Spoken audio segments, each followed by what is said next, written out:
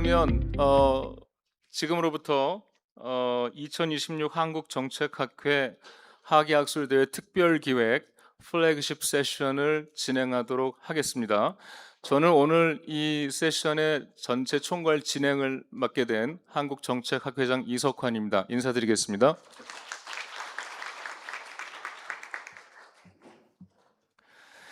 네, 오늘 대한민국 최초의 AI 정책 실험 진행을 맡게 되었습니다. 먼저 오늘 이 뜻깊은 실험에 관심을 가져주시고 사전 등록을 통해서 함께해 주신 회원 여러분과 또 일반 참가자 여러분께 진심으로 감사를 드립니다. 오늘 이 세션에는 약 한 250여 명의 참가자들이 등록하셨고 참여하고 계십니다. 오늘 우리는 단순히 AI가 만든 대안을 평가하는 것을 넘어서서 AI와 인간이 함께 수기하면서 새로운 정책 대안을 만들어가는 과정을 직접 실험해 보려고 하는 것입니다. 이번 실험을 위해서 한국정책학회에서는 지난 3월부터 연금개혁 정책 전문가팀과 AI 전문가팀을 별도로 구성해서 자체 연구를 진행해 왔습니다. 오늘 그 결과를 발표하는 자리임과 동시에 또 저희들도 알 수 없는 오늘 어떤 결론에 이르게 될지를 누구도 예측할 수 없는 상태이기 때문에 저도 개인적으로 상당히 긴장되고 그리고 두려움이 앞섭니다. 저희가 예상했던 가설이 과연 맞아 떨어질 것인지 아니면 전혀 예측 불허의 다른 결론이 나올 것인지는 아무도 지금 장담할 수 없는 상황입니다. 그러면 먼저 진행을 위해서 정책 전문가 팀을 소개해 드리겠습니다. 오늘 정책 전문가 팀은 총 4분의 전문가로 구성이 되었는데요. 전문가 팀의 팀장님을 맡고 계시는 지금 양재진 교수님께서 화면에 나오고 계시는데요. 지금 독일에 머무르고 계시기 때문에 이렇게 하이브리드 방식으로 온라인으로 참여하시게 됐습니다. 우리 연세대학의 양재진 교수님을 뜨거운 박수로 독일까지 환영해 주시기 바랍니다. 네, 그리고 오늘 직접 발표를 해주실 정책 전문가팀의 고려대학교 김태일 교수님을 소개합니다. 박수로 환영해 주시기 바랍니다. 그리고 전문가 수기에 같이 참여해 주실 전문가팀의 강원대학교 민주홍 교수님을 소개합니다. 그리고 경기복지재단의 민효상 박사님을 소개합니다. 4분 모두 우리나라를 대표하는 연금개혁 자타공인 전문가이십니다. 그동안 귀한 연구와 준비를 해주신 데 대해서 깊이 다시 한번 감사의 말씀을 드립니다. 이어서 AI 전문가팀을 소개하겠습니다. 먼저 팀장을 맡아주신 고려대학교 안준모 교수님을 소개합니다. 그리고 컴퓨터 사이언스를 전공하시면서 경희대학교에서 기술경영과 관련된 과목을 가르치시는 경희대학교 홍아름 교수님을 소개합니다. 그리고 네이버 출신 개발자이신 주식회사 넥스테인의 양병석 대표님을 소개해드립니다.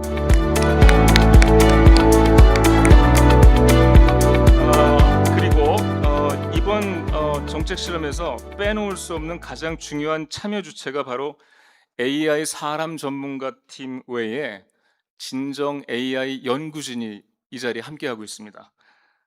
이들이 바로 우리와 함께하고 있는데 이번 실험에서는 국내 AI 산업을 대표하는 주요 대규모 언어 모델을 직접 활용하면서 정부의 독자 AI 파운데이션 모델 프로젝트에 참여하고 있는 국내 주요 AI 기업의 모델과 또 국내 대표 AI 기업의 모델을 함께 연구에 활용하였습니다.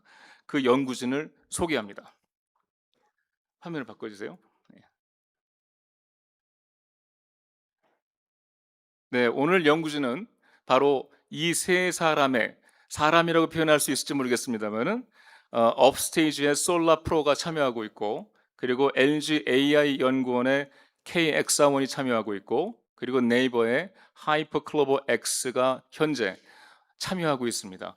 이 세 개의 AI가 서로 협의하면서 어떤 과정을 거쳐서 우리 인간들이 수기한 과정을 담아내면서 나름대로의 최적의 대안을 또 생산해내는지를 그 과정을 오늘 지켜보도록 하겠습니다. 그리고 그 나중에 이 저희 AI 팀의 양병석 대표님께서도 이 모델을 저희가 만들면서 독자적인 모델을 만들었다고 말씀을 드렸는데, 이 과정에서 얼마나 모델의 타당성을 확보하기 위해서 사전 검증을 거쳤는지에 대해서도 설명할 기회를 또 갖도록 하겠습니다. 그러면 본격적인 실험에 앞서서 양쪽 팀의 책임자께서 간단하게 인사와 함께 오늘의 연구와 실험에 대해서 말씀해 주실 시간을 갖겠습니다. 먼저 독일에서 정책 전문가 팀의 양재진 교수님께 마이크를 넘겨드리겠습니다. 양 교수님 나와 주시죠. 네, 안녕하세요. 방금 소개받은 연대행정학과 양재진입니다. 학회장님께서 말씀해 주셨듯이 고대 김태일 교수님, 경기복지단 민효상 박사님, 그리고 강원대 민주원 교수님과 이번 AI와 함께하는 수구의 민주주의 실험에 사용할 국민연금 개혁안 3개를 만들었습니다. 그동안 연금 개혁은 연금액을 올리면 올렸지 깎으면 안 됐다는 소득 보장론과 초고령화 시대에 연금 지출을 감당할 수 없으니 연금 삭감이 불가피하다는 재정 안정화론이 팽팽하게 맞서 왔습니다. 저희는 소득 보장이냐, 재정 안정화냐, 양자택일 할 것이 아니라 두 마리 토끼를 다 잡자는 정책 목표를 세웠습니다. 정부는 지난 2025년 개혁을 통해서 연금액을 소폭이나마 인상했고 보험료도 13%까지 올릴 계획입니다.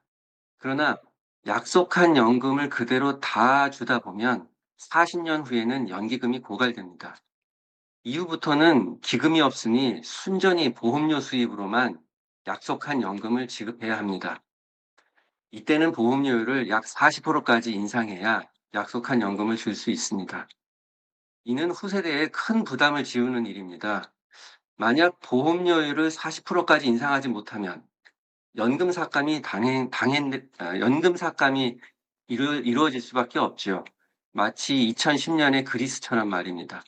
따라서 저희는 보험료 수입 외에 제2의 수입원을 마련하기로 하였고, 연기금 운용 수익금에 주목하였습니다. 연기금이 예상대로 고갈되고 나면 운용 수익금은 더 이상 발생하지 않습니다. 따라서 중요한 것은 연기금이 고갈되지 않게 하고 운용 수익금을 계속 창출하는 것입니다. 이에 기반의 보험료 인상 없이도 약속한 연금을 지급할 수 있게 하는 개혁안을 만들었습니다. 세부적으로 3개의 대안을 마련했고 앞으로 김태일 교수님이 자세히 설명드릴 것입니다. 저희는 이 3개의 개혁안을 마련하는데 전통적인 방법을 따랐습니다. 4명의 연구진이 토론을 통해 개혁 목표를 세우고 이 목표를 달성할 수 있는 여러 대안을 탐색했습니다. 그리고 사전 국고 투입액이나 기금 운용 수익률 등의 핵심 변수의 수치를 달리해가며 엑셀을 돌리고 장기 재정 추계 결과를 토대로 최적이라고 판단한 3개 대안을 선정하였습니다. 그리고 개혁안 논문 작성까지 2달이 넘게 걸렸습니다. 오늘 AI 도움을 통해 4명이 아닌 250여 명의 의사를 반영한 새로운 연금 개혁안을 2달이 아닌 1시간 안에 만들 예정입니다. 그리고 이 모든 과정을 여러분은 직접 목격하시게 될 것입니다. 대한민국 최초의 정책 실험이기에 혹시 에러가 날까 좀 걱정됩니다. 하지만 새로운 시도인 만큼 그 자체만으로도 의미가 무척 크다고 생각합니다. 이 자리에 온 오프라인으로 참여해 주신 모든 분들께 고마움을 전하면서 이만 물러날까 합니다. 감사합니다. 네, 감사합니다. 네, 양재진 교수님께서는 바로 화면이 꺼지면서 물러나는 것이 아니라 계속 온라인에 남아 계시면서 이따 전문가 팀의 수기가 필요할 때마다 튀어나오실 예정입니다. 네. 실험에 앞서서 저희가 사전에 그 사전학습 패키지를 보내드렸습니다. 그렇지만 이제 간단하게 오늘 실험 개요를 좀 말씀을 드리고 구체적인 오늘 순서를 개략적으로 설명을 한 다음에 본격적인 실험에 들어가도록 하겠습니다. 저희가 그 기본적인 프로세스는 이렇게 이어집니다. 전문가가 먼저 정책 공간을 정의하게 되고, 양재진 교수님 말씀하신 것처럼 기금 수익률과 일반 재정과 수급 연령을 기준 변수로 해서 ABC라고 하는 3가지 대안을 제시하게 됩니다. 그러면 이어서 여기 계신 청중에서 참여자들이 이제 시민으로서 수기 과정이 일어나면서 여러분들께서 입력하신 다양한 의견이 실시간으로 AI에게 입력이 됩니다. 그리고 그 과정을 통해서 시민들이 선호하는 안과 그 선호가 멈추지 않고 지속적으로 변화하고 있다라고 하는 것을 우리가 목격하게 될 것이고, 그 선호안들이 실시간으로 AI에게 반영되면서, 그리고 저희가 AI가 어디로 튈지 모르기 때문에 현실적인 제약 조건들을 넣어주면서 합리적인 방안이 나올 수 있도록 유도를 했습니다. 그래서 그 제약 조건을 넣은 다음에 AI 기반의 그 정책과 관련된 제3의 D라고 하는 안이 나오게 되는 과정이 있습니다. 이 실험의 목적은 크게 말씀드리면 두 가지입니다.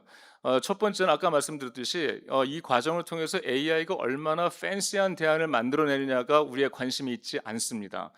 가장 중요한 것은 이 AI가 개입된 이후에 수기 과정을 거치면서 기존의 정책 전문가 팀이 제안한 ABC라고 하는 대안들의 연령대별 그리고 소득 구간별 그 베리에이션이 얼마나 줄어들었느냐를 검증하는 데 1차 목적이 있습니다.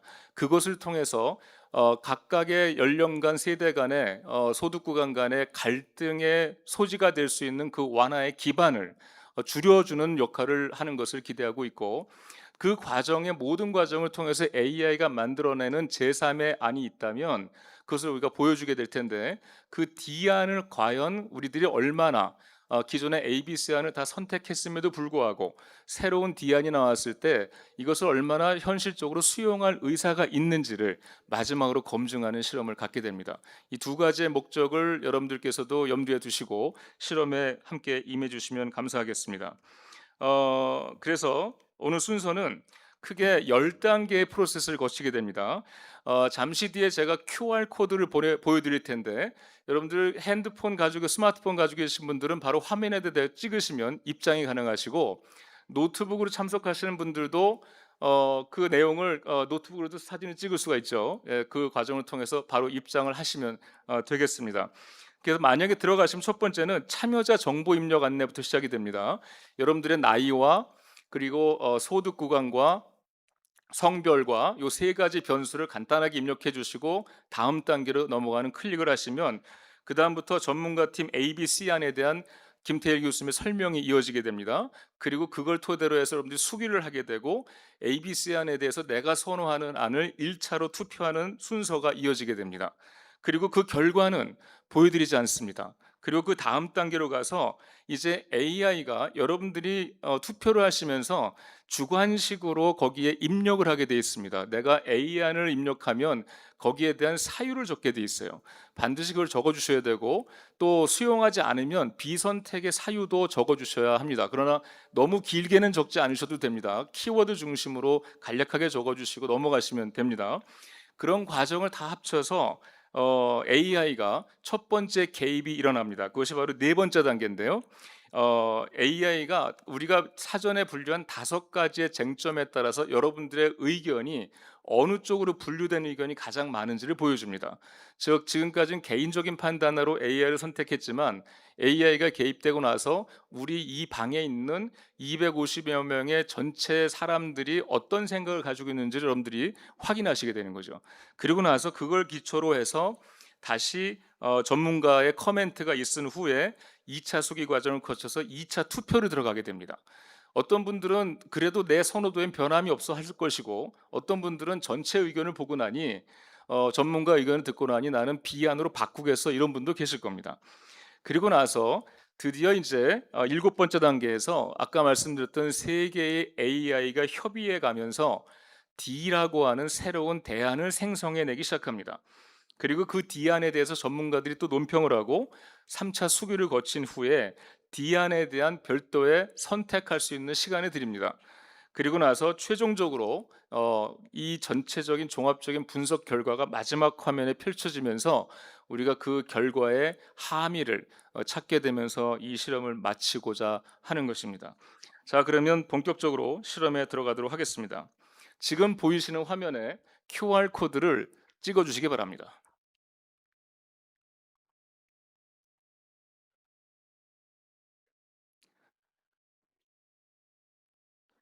네, 바로 입장이 가능하실 거라고 믿습니다.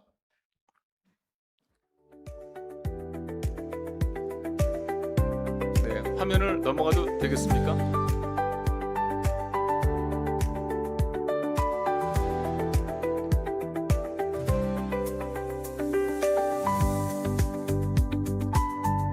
자, 다 찍으셨으면, 입장을 하셨으면 넘어가도록 하겠습니다.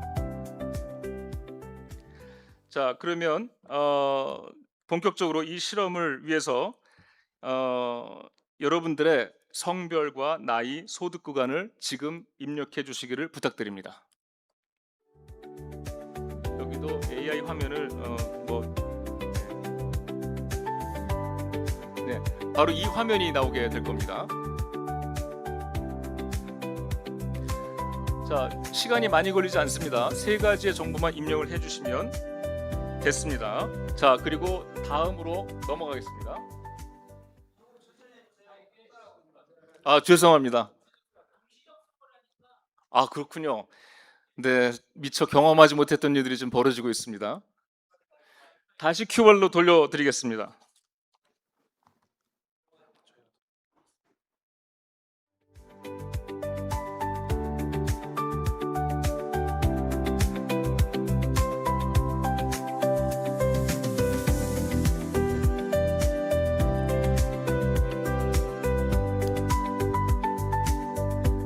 (250여) 분의 참가자들이 동시에 접속하는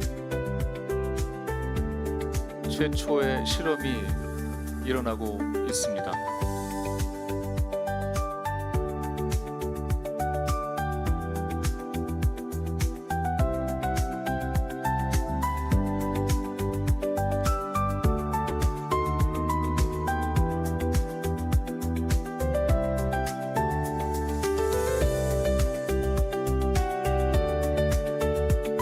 네, 제가 좀 다니면서 확인을 좀 해보도록 하겠습니다. 네. 어디까지 나가고 계시는지.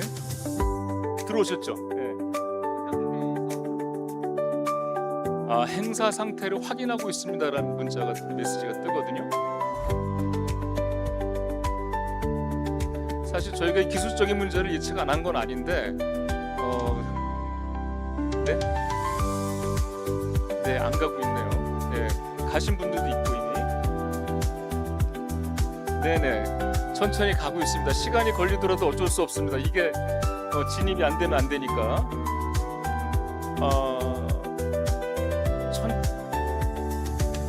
여기 지금 와이파이가 되고 있죠. 네. 안 됩니까?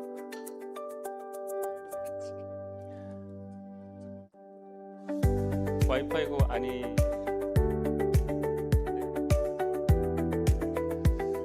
그 양 대표님, 지금 기술적으로 이거 바로 접속할 수 있는 방법이 없을까요? 사이트를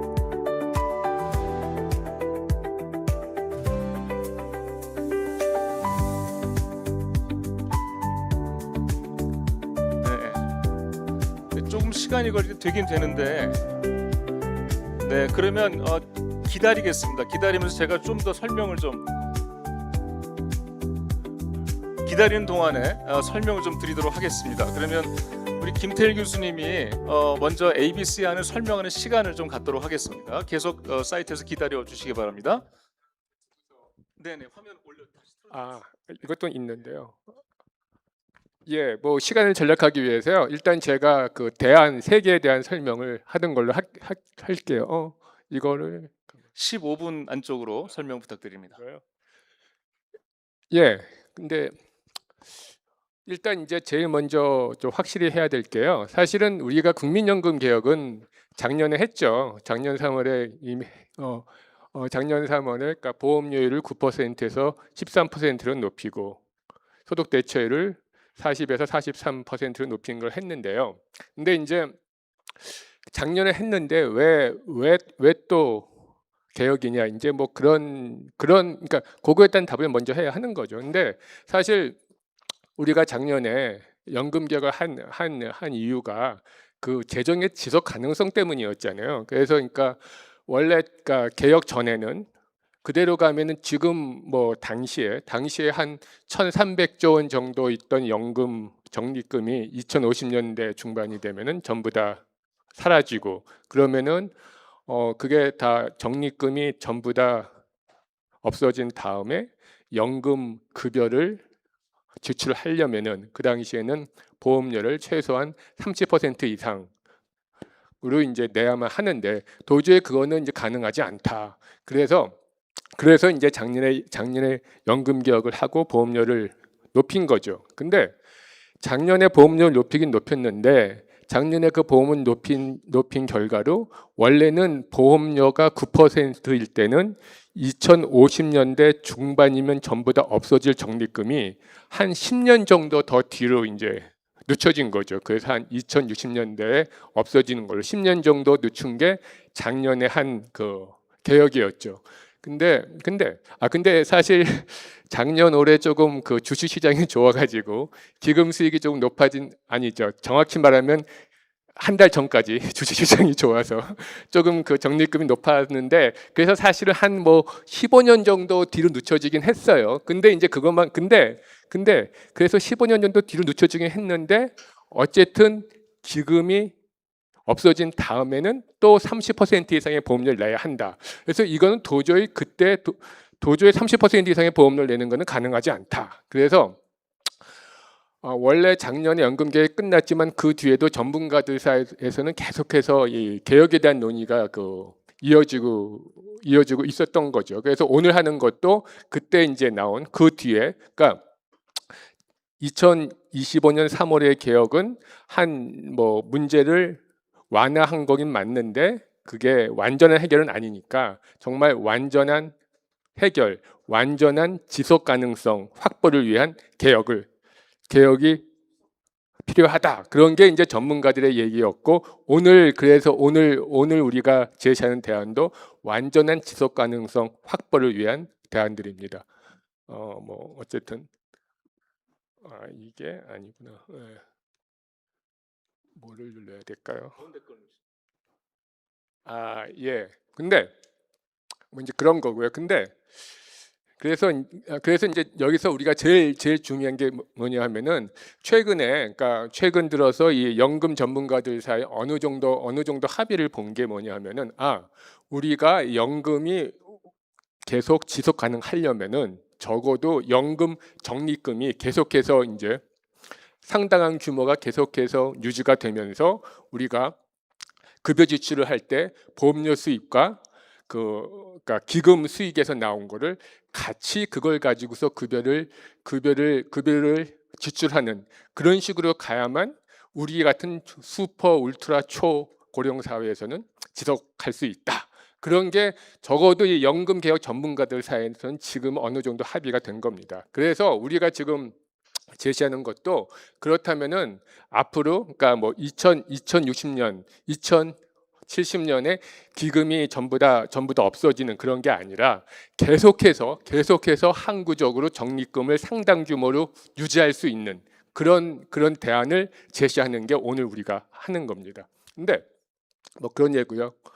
그래서 우리가 항구적으로 지금 적립금을 가져가려면은 뭐 당연히 더 수입을 늘리거나 아니면 지출을 이제 줄여야 하는 거죠. 그런데 그러니까 수입을 늘리려면은 뭐 보험료를 지금보다 더 높이거나, 아니면은 기금 수익률을 높이거나, 아니면은 보험료 대신 뭐 국고를 투입하거나 미리 그런 세 가지 가능한 거죠. 그리고 지출을 줄이려면은 그냥 급여액 자체를 줄이거나, 아니면은 지금 현재는 이제 연금을 받는 연령이 65세부터인데, 그러니까 현재는 63세고 2033년까지 한 65세로 이제 계속해서 뒤로 미뤄지는데, 연금을 받는 연령이. 근데 그거를 좀 더 뒤로 늦춰서 68세까지 하는 뭐 그런 게 가능한 거죠. 근데 사실은 이제 보험료를 지금보다 더 걷는 거는 사실은 대안으로서 저희가 제외했어요. 그 이유는 뭐냐면은 이미 작년에 9%에서 13%로 높인 게 굉장히 많이 올린 거란 말이죠. 그래서 그것도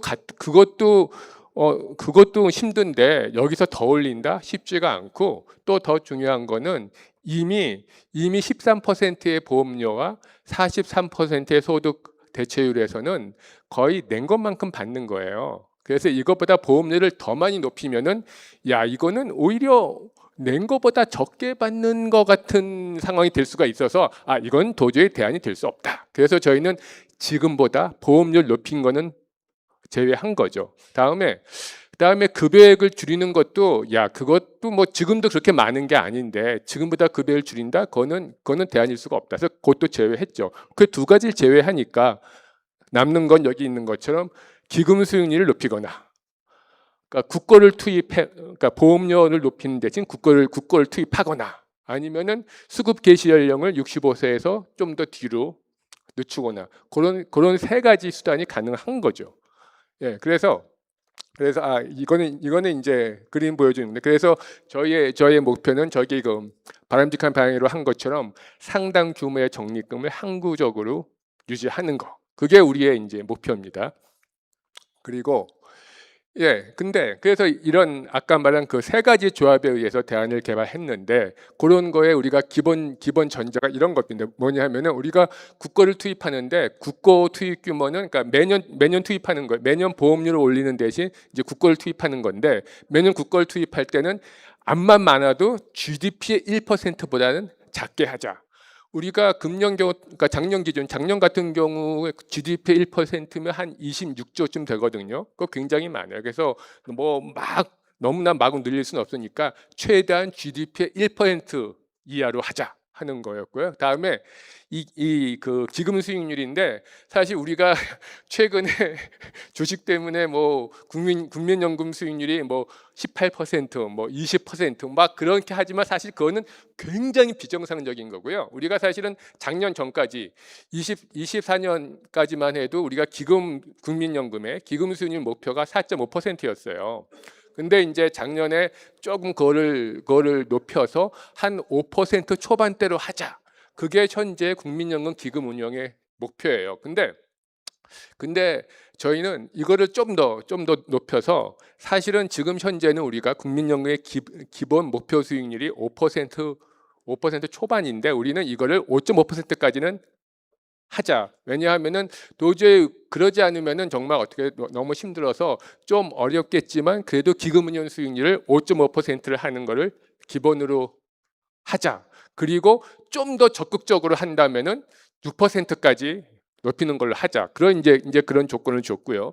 그 다음에는 이제 그 수급 개시 연령은 우리가 2033년이 되면은 국민연금 수급 연령이 65세가 되는데 그거를 그 뒤에 한 4년마다 1년씩 더 이제 늦춰가지고 한 2046년 정도에 68세까지 되는 걸로 하자. 그런 이제 이런 식의 이제 조건을 뒀고요. 그 다음에 일정 규모의 적립금을 항구적으로 유지한다는 것은 우리가 그러니까 70년 후에 5 이상의 적립배율, 그러니까 70년 후에 5 이상의 적립배율이란 거는 그러니까 5 적립배율이라는 거는 1년치 급여 지급액을 말하니까 그 적립배율 5라는 거는 적어도 5년치의 그 지출액을 적립하는 거죠. 그러니까 한 저도 70년 뒤에도 한 5년치의 그 그러니까 급여를 지출할 수 있는 돈만큼 적립을 하자는 건데 이게 어느 정도 규모냐 하면은 당시에 그 고령화를 고려하면은 그걸 지금으로 환산하면 한 1,200조 정도 돼요. 그러니까 지금 현재 우리가 기금이 한 1,700조 원 정도 있을 텐데 적어도 우리가 지금 기준으로 한 1,200조 정도의 기금은 계속 최소한 그 이상은 계속 유지하는 걸로 하자. 이제 뭐 그런 겁니다. 그리고 우리가 이거를 그 계산할 때는 제가 이거를 계산할 때는 이게 그 6월 달에 해가지고 우리가 5월 말에 국민연금 기금이 1,840조였거든요. 그래서 그때는 아니 뭐 지금보다는 좀 주식이 떨어져도 한 1,800조는 되겠지 해서 그냥 금년 말에 한 1,800조 원까지 간다는 전제하에서 우리가 그 뒤에 이제 그 계산을 했어요. 뭐 그 얘기고요. 예, 어쨌든 그래서 이제 나온 게 세 가지입니다. 아까 얘기한 것처럼 국고 투입이나 기금 수익률을 높이거나 아니면 수급 개시 연령을 미루는 거, 그런 세 가지 수단의 조합에 의해서, 사실 세 가지 수단의 조합이니까 2 곱하기 2 곱하기 2 곱하기 하면 굉장히 많은 대안이 가능한데, 저희는 그 많은 가능한 복수의 대안들 중에서 세 가지를 골랐어요. 근데 세 가지를 고른 건 뭐 특별한 이유가 아니라, 두 가지는 저희 연구진이 조금 이제 그 선호하는 거였고요. 또 하나는 우리 연구진이 선호하지는 않지만 일반 국민이 이런 걸 선호할 수 있겠다 해가지고서 이제 그렇게 세 개를 고른 겁니다. 근데 그게 그 세 가지인데요. 그러니까 첫 번째는 65세에 수급하는 걸로 하고, 대시가 그리고 수익률은 5.5%. 이게 사실 안정형이라 그랬지만 사실은 안정형은 아니에요. 이게 5.5%도 상당히 적극적으로 하는 거긴 해요. 근데 우리는 앞으로는 좀 더 적극적으로 해서 한 목표 수익률을 5.5%까지는 가져가야 되겠다고 한 겁니다. 그렇게 하고, 그 다음에 대신 매년 한 GDP의 한 0.6%의 국고를 투입하는 거죠. 보험료를 올리는데. 근데 GDP의 0.6%면 한 작년 기준으로 하면 한 16조 원쯤 될 거예요. 그런 거고. 그다음에 두 번째는 68세로 이제 수급 연령을 높이고, 그다음에 요건 약간 좀 특이하게 우리가 그 초과세수를 넣는데, 그러니까 요새 뭐 계속해서 뭐 반도체 뭐 그래가지고 초과세수 활용 얘기가 나왔잖아요. 그래서 사실 연구진 중에 한 명이 그냥 국고를 매년 투입하는 것보다 초기에 뭐 내년, 후년 그때 뭐 굉장히 초과세수 많이 들어온다고 하니 그거를 초기에 왕창 국민연금에다 투입하는 거 어떨까 해서 이제 나온 건데, 이거는 뭐냐면은 내년과 후년까지 100조 원의 초과세수를 국민연금에 먼저 투입을 하면은 그 뒤부터는 한 GDP의 0.25%, 한 6조에서 7조 정도 될 텐데요. GDP의 0.25% 정도만 매년 투입하면 이제 되는 게 두 번째 안이고, 세 번째 안은 수급 개시 연령 68세로 하면서 그 기금 운용을 좀 더 적극적으로 해서 한 6%까지 하는 거죠. 뭐 이렇게 하는 이제 그 세 가지 대안입니다. 세 가지 대안인데, 예, 그러면 요거는 이제 그 세 가지 대안들이 지금부터 70년 뒤에 얼마큼의 적립금이 이제 남나는 건데, 요 밑에 파란 선이 그 해의 급여 지출액이고요. 그러니까 급여 지출액에 비해서 상당히 높은 배수로 이제 적립금이 계속해서 유지된다, 이제 그 얘기고요. 자, 그래서 우리가 전문가 팀이 제시한 세 가지 대안 설명을 다 했는데요. 요거에 대해서 선택할 때 좀 주의할 점만 좀 이제 설명을 드릴게요. 그러니까 단점이 뭐냐면, 당연히 65세이고 국고를 지원하는 거는 매년 GDP의 0.6%니까 지금 돈으로 한 16조 원 정도를 매년 넣어야 하는 거니까 상당히 재정 부담이 될 수 있죠. 그다음에 두 번째는 68세니까 뭐 지금보다 3년이 더 늦춰지는 거니까 그만큼 어떤 그 소득 공백이 생길 수 있는 거고, 그다음에 뭐 GDP 0.25니까 한 6조 7조 정도의 이제 뭐 부담은 생기는 거고, 그다음에 내년과 후년 사이에 100조 원의 초과세수를 넣는 거니까, 원래 사실은 뭐 정부도 다른 계획이 있잖아요. 뭐 100조 원을 가지고 뭐 미래 대응 기금을 하고 뭐 있는데, 다른 데 쓸 수가 없는 거죠. 국민연금에 넣어야 되는 거니까 그것도 그만큼 기회 비용이 큰 거죠. 뭐 그런 단점이 있는 거고, 그다음에 세 번째 거는 당연히 그 68세 기금 수익률은 이렇게 수익률을 우리가 정말로 높일 수 있으면 좋은 거죠. 좋지만 우리가 수익률을 높이려면 좀 더 적극적으로 위험 자산에 더 많은 투자를 해야 되고, 그러면 잘 아시는 것처럼 굉장히 위험성이 그만큼 더 이제 높아지는 거.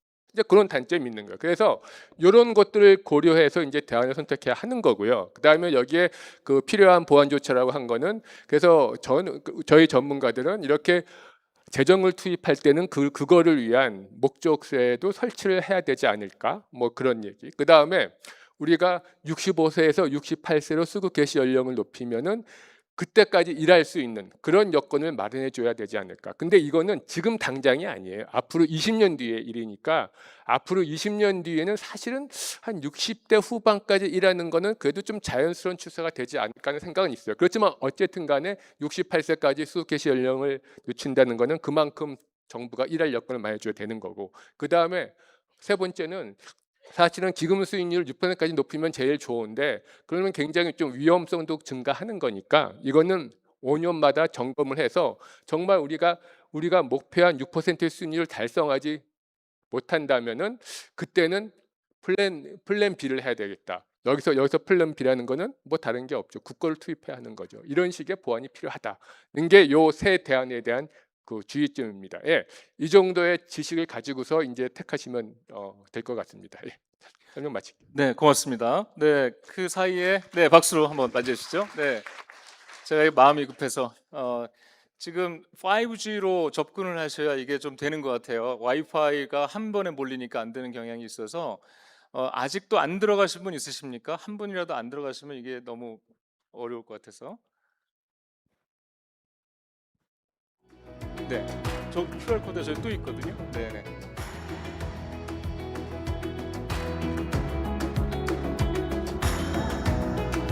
네, 5G로 해주시기 바랍니다. 와이파이 말고요.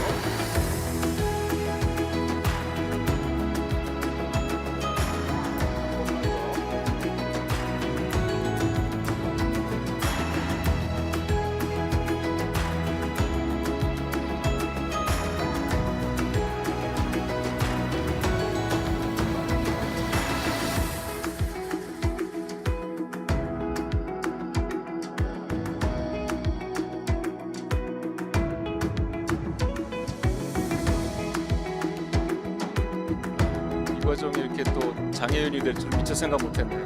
죄송합니다.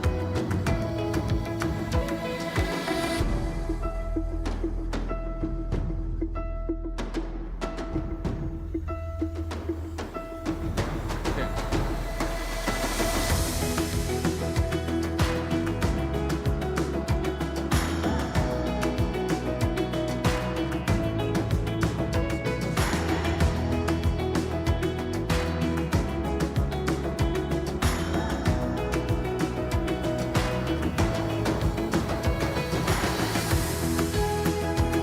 설명서가 들어오는 거예요. QR코드 이거 요 가운데 것 좀 있습니다. 네, 요거는 죄송합니다. 보시죠. 스텝이 가서 좀 도와드리겠습니다. 손을 들어주시죠. 네.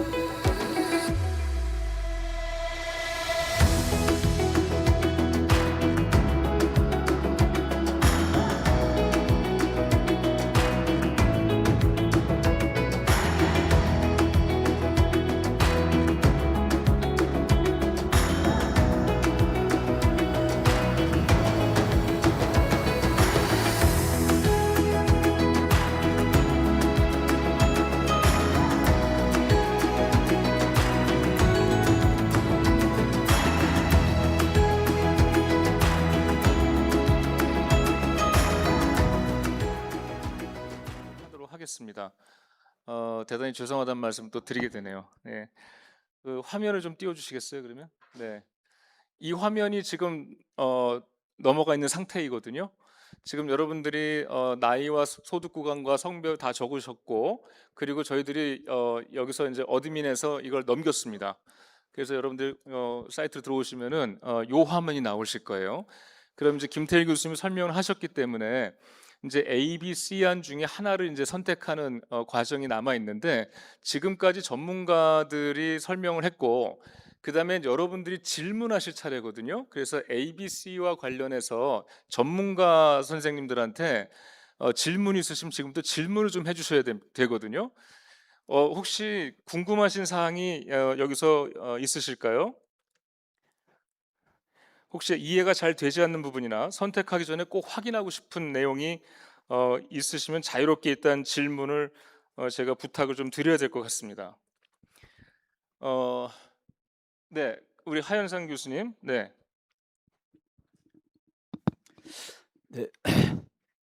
너무 이렇게 의미 있는 실험하는데 제가 23년도에 연금개혁 공론화위원을 했었거든요. 그때 했을 때 굉장히 다양한 어떤 생각이 들었었는데 이건 하나는 꼭 여쭤보고 지나가면 좋겠다 생각이 듭니다. 저는 사실 첫 번째 A 대안에 대해서 국민들이 가장 선호하지 않을까 생각이 드는데 문제는 이제 GDP 0.6%를 국고로 지원해야 되는데 이게 실질적으로 장기적으로 가야 되는데 아까 그 이제 앞으로 보완 대상이 그게 진짜 가능한지 그렇게 했을 때 어찌 보면 또 다른 교육이나 국방이나 복지 이런 분야에 불가피하게 영향을 줄 수도 있는데 그런 부분은 어떻게 가만히 어떻게 된 건지 한번 전문가 분들의 의견을 들어보면 좋겠습니다. 네, 한번 답변을 부탁드릴까요? 지금 이 과정이 다 지금 AI에게 입력이 되고 있는 상황입니다. 예, 사실은 국고 투입하는 거 쉽지 않죠. 당연히 쉽지 않은데, 근데 이제 그러니까 그래서 아마도 가장 좋은 거는 기금 수익률을 높이는 거겠지만 사실 그거는 굉장히 위험하단 말이죠. 그리고 적어도 우리가 어떤 미래에 대한 어떤 대안 정책을 할 때는 좀 더 안정적인 게 필요할 수 있죠. 그런데 문제는 이거예요. 국고를 투입하지 않는다. 보험료율도 높이지 않는다. 그러면은 한 40년 뒤에 기금이 다 없어지는 거는 그거는 너무나 확실하거든요. 그렇잖아요. 뭐 계속 지출을 해야 되고 더 이상 투입을 안 하면은 없어지는데, 그리고 기금이 다 없어지고 나면은 또 우리가 적어도 30% 이상 40%까지 보험료를 내야만, 그래야만 이제 급여 지출할 수 있다는 것도 확실히 알려진 거고. 근데 그거는 또 지속 가능하지 않다는 것도 또 이미 아는 거고. 그렇다면은 지금 이것도 하기 싫다? 그러면 미래에서 이게 지속 가능하지 않은 거는 너무나 확실한 거죠. 그러니까 절대 쉽지 않아요. 하지만 다른 대안이 있냐는 거죠. 그래서 그나마 나중에 가서 40%의 보험료를 내는 것보다는 지금 한 0.6% 정도의 국고를 투입하는 게 그래도 좀 더 낫지 않을까라는 거에서 이제 하나의 그 대안 중에 하나로 넣은 겁니다. 네, 네. 교수님, 마이크 좀 갖다 주시겠어요? 네. 제가 저 찍은 걸 말씀드려도 됩니까? 뭐 상관없겠죠. 크게 상관없습니다. 네, 네. 네. 저는 그 비안을 찍었는데 어쨌거나 A안, B안, C안 그 공통 사항인데 지금 다른 세션 그리고 이번 회의의 전체적인 주제가 AI와 관련돼 있는 건데 그 일자리를 죽이는 거는 거의 확실한데 65세는 말할 것도 없고 68세로 늘리게 되면은 정부 일자리를 보장해야 된다고 했는데 그게 현실적으로 가능한지 그것도 지속 가능하지 않다는 생각이 들거든요. 네. 예, 그거는 뭐 20년 뒤에 정부가 고민을 안 해, 이거는 농담이고요. 근데 당연히 그거는 누구나 다 우리 고민하는 지금의 가장 큰 화두인 거잖아요. 그리고 앞으로 정부가 가장 역점을 두고 풀어야 될 난제인 것도 맞고요. 그렇지만 저는 아마 저뿐이 아니라 대부분 그럴 텐데 앞으로 20년 뒤에는 지금도 한 90세 뭐 20년 뒤에는 거의 100세 시대일 거란 말이죠. 그러면은 사실은 한 60대 후반까지는 일을 하고 60년까지 후반까지 일을 해도 30년 넘게 연금급여를 타는 거란 말이죠. 근데 그게 과연 그 정도도 그 정도로 할 수 없다면은 그렇다면 다른 게 뭘까? 그래서 저는 물론 지금도 65세도 힘들어하신 65세에 그 연금 수령하는 것도 힘들어하는 분도 계시죠. 마찬가지로 20년 뒤에도 68세 타는 거 힘들어하는 분이 계시겠지만 그래도 적어도 그때 20년 뒤의 사회라면은 누구나 60대 후반까지는 그래도 일을 하고 그 다음에 한 70대부터 연금을 타는 그런 식으로 가야만 사회가 지속 가능하지 않을까라는 생각에서 이제 한 거고요. 그 당연히 그래서 이제 어떤 그 일자리 일하는 사회를 만드는데 그거는 저뿐이 아니라 우리 그 성진 선생님을 비롯한 또 뭐 우리 저희 뭐 행정정책학자뿐이 아니라 모두가 함께 고민하고 풀어가야 될 문제라고 생각합니다. 네, 그 한 분만 더 질문을 받아봐도 될까요? 네, 우리 저 김영록 교수님 계시네요. 예.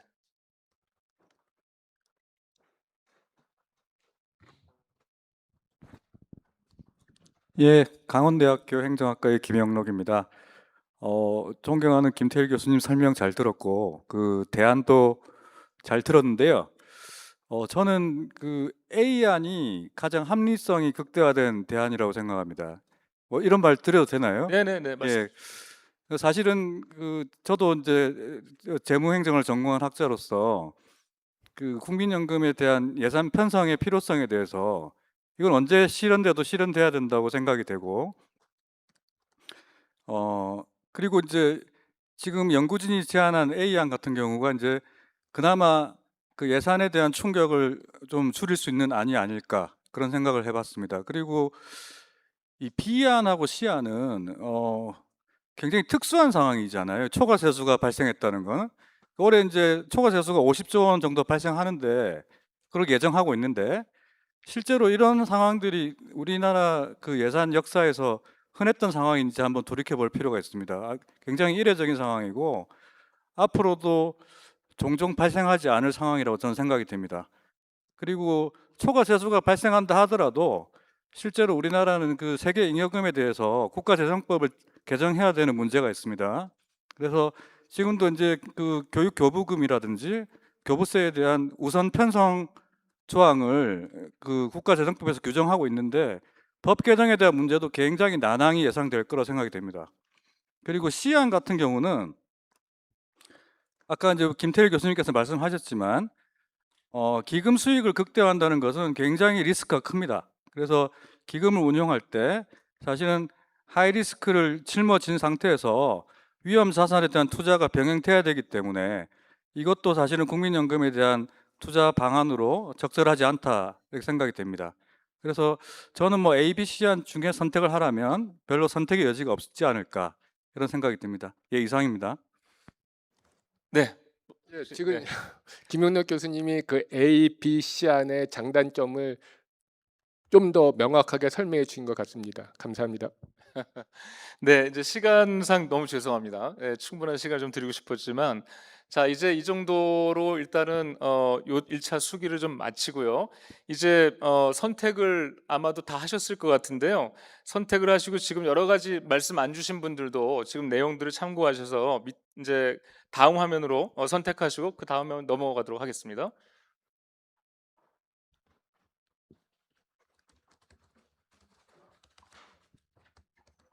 의견을 입력하는 날이 나와야 되죠.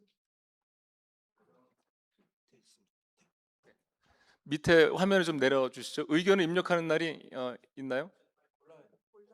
네, 골라주시고요. 예, 골라주시고, 네, 지금 화면에 보시면 A안을 선택한 이유, B안을 선택하지 않은 이유, C안을 선택하지 않은 이유가 나오죠. A안을 눌렀기 때문에 B, C에 대한 언급을 하셔야 되고 A안을 방금 김영록 교수님이 또 말씀 주셨는데 여러분들 개인의 생각을 각 그 안에다가 짧게 한 줄 정도를 적어주시면 감사하겠습니다. 아울러서 여기 보시면 가운데 이제 선택한 A 안의 수용 수준이 있습니다. 전적으로 수용할 것이냐, 네, 조건부로 수용할 것이냐 선택하면 거기에 따라서 입력을 하시면 되겠습니다. 자, 시작해 주시죠. 그리고 다 하시면 응답 저장을 눌러주시기 바랍니다. 그리고 그 다음 단계로 넘어가는 것은 저희 어드민 팀이 넘겨드리도록 하겠습니다. 응답 저장이 안 됩니까?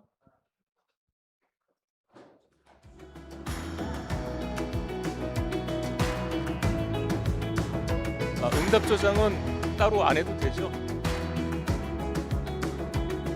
네. 응답 저장 자체 클릭이 안 된다는 거죠? 네. 그건 우리가 넘겨주고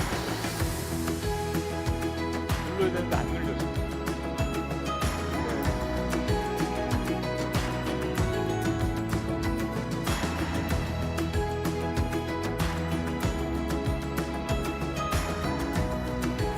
지금 현재 58분의 의견이 입력되었답니다. 자, 응답을 하시고 다음으로 넘길 수가 있습니까?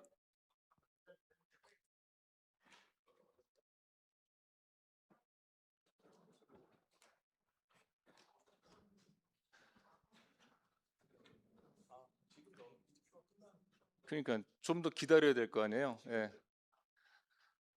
입력을 좀 부탁을 드리고 다소 시간이 걸리더라도 양해를 좀 부탁드리겠습니다.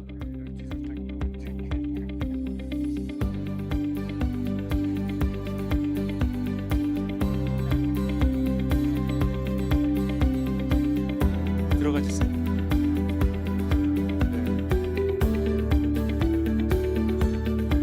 이게 대단히 죄송한데 여러 가지 메시지를 동시에 드려서 너무 죄송합니다. 한국정책학회 홈페이지를 들어가시면 게시판이 있습니다. 그 게시판에 URL을 지금 올려놨어요. 그래서 QR로 접근이 계속 안 되시는 분은 차라리 그걸 바로 다운 받으셔서 가보셔도 될 것 같고요.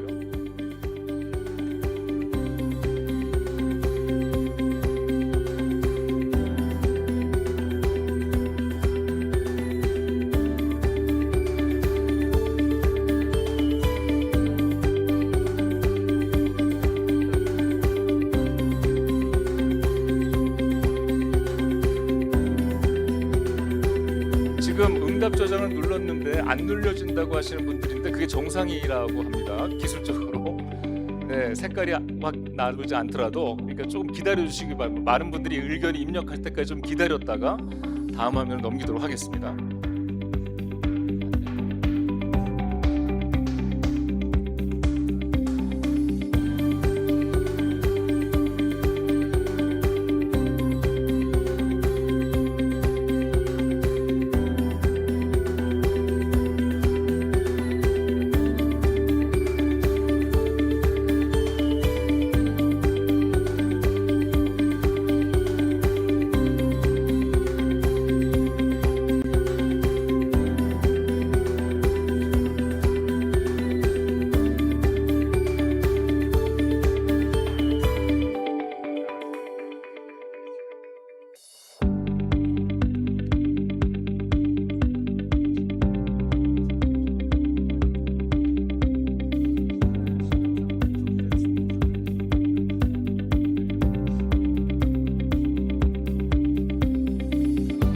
지금 66명이 들어오셨습니다. 조금만 기다려 주십시오.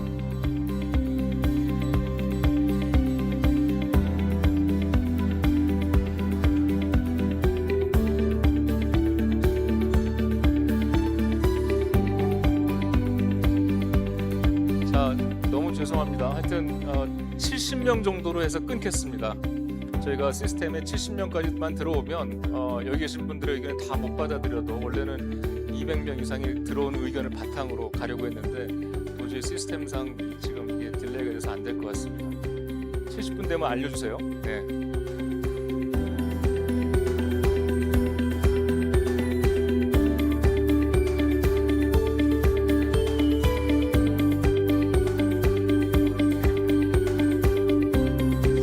제가 왜 이렇게 무리한 짓을 했는지 모르겠어요. 제가 만약 이 실험이 먹통이 돼서 안 들어가면 제 오늘부로 정책학회장을 사퇴해야 할지도 모릅니다. 굽어 살펴주시옵소서. 네. 네, 투표로 저를 하나 올릴까요, 이것도? 네.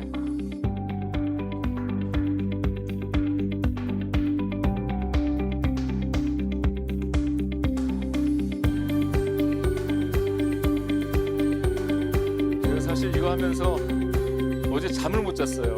잠을 못 잔 정도가 아니라 너무 가슴이 벅찬 거예요. 그래서 이게 정말 우리가 어마어마한 일을 지금 해내고 있구나. 우리끼리 실험을 하니까 금방금방 돌아갈 거 아니에요. 그래서 그래서 이걸 250명이 다 들어와서 이거 다 돌리면 정말 대단할 거다. 그래서 단순히 뭐 어디 기사에 나오고 방송에 나오는 거는 둘째치고라도 이 대한민국의 역사를 바꿀 수 있는, 그랬더니 대한민국 최초라고 그랬더니 옆에 계신 분들이 왜 대한민국 최초라고 하냐, 세계 최초라고 하지. 거기까지는 저희가 욕심을 못 부렸습니다. 그런데 어쨌거나 이 과정을 우리가 만들어내게 됐고 기획을 했고, 이것을 이제 실행에 옮겨준 팀이 우리 AI 팀에 계신 분들이시고, 또 그 소스를 제공하신 분이 이제 정책 전문가 팀들이시기 때문에 단순하게 이게 AI 전문가 팀만으로도 이룰 수 없는 일이었고 정책 전문가 팀만으로도 이룰 수 없는 일이었다는 것을 말씀을 드리고, 유일하게 이러한 실험은 저희 학회만 할 수 있다라는 강점이 있었던 것 같습니다. 양쪽이 다 만나야 하기 때문에. 자, 지금 몇 명 들어왔죠? 69%? 네. 일단은 100명 기준으로 69% 들어왔는데 그럼 여기서 넘어가도 될까요? 네. 자, 그럼 넘어가도록 하겠습니다. 네. 의견을 다 주셨다고, 마음으로 주셨다고 생각을 하고 넘어가겠습니다.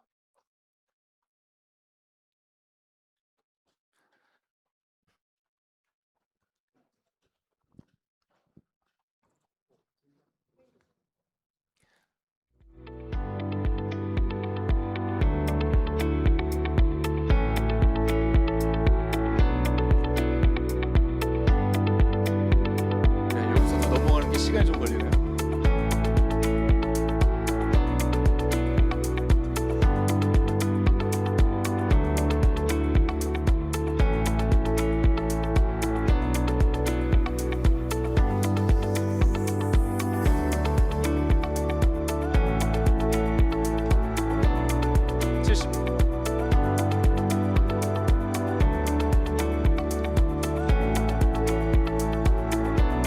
시간이 걸려요.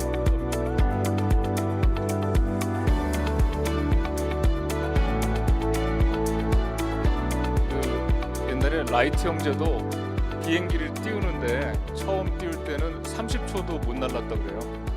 근데 오늘 이제 이 정책학회 이 실험이 기본적인 토대가 돼서 오늘 이렇게 시간이 걸리고 여러 가지 시행착오를 겪지만 뭔가 하여튼 이걸 기반으로 다음 단계로 나갈 때 훨씬 더 아주 그 완성도가 높은 모델이 될 수 있을 거라고 생각을 합니다. 네. 감사합니다. 네네. 네. 지금 들어오신 분들은 이게 끝난 줄 아시겠어요? 박수 치니까. 저 뒤에 우리 고려대학의 또 최용석 교수님 모셨는데 박수 한번 쳐주시죠. 네. 네.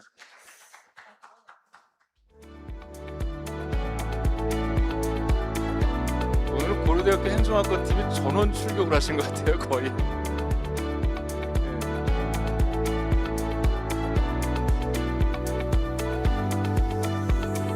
72분, 73분, 73분이 지금 의견 입력이 됐습니다. 사실 이번 2단계 수기가 제일 중요하거든요. 이 단계에서 중지만 잘 모이면 그 다음부터 이제 AI가 주도해 가면서 반영을 하기 때문에 훨씬 수월해집니다. 예.